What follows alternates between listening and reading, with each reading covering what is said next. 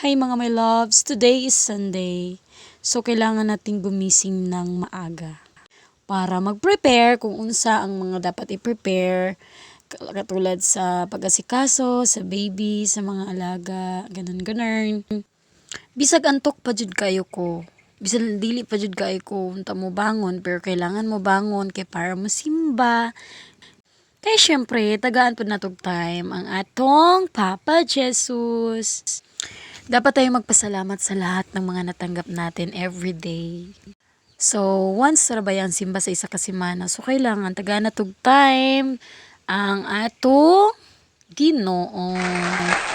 So, lambingan muna kami ng bebe ko bago kami tumayo. Ganyan kami everyday.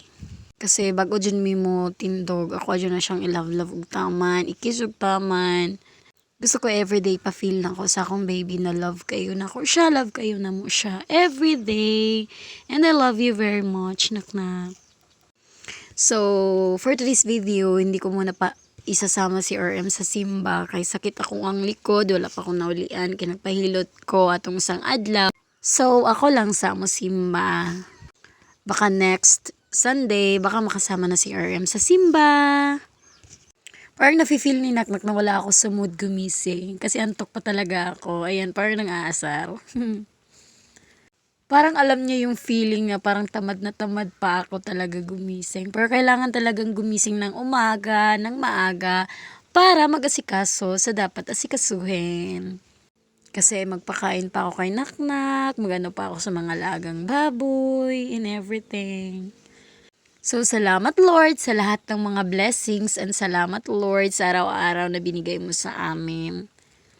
At hiningi ko po sa iyo everyday Lord na sana madami pang blessings at maging safe at healthy ang buong pamilya ko. And please guide us always, Papa Jesus. Thank you very much for all the blessings that we have. Salamat talaga ng sobra, Panginoon ko. So, ayan, mag-asikaso na ako para lalabas na kami ni baby. Nainis na ako kasi tinitigyawat na naman ako. So, bye-bye guys. Thank you for watching.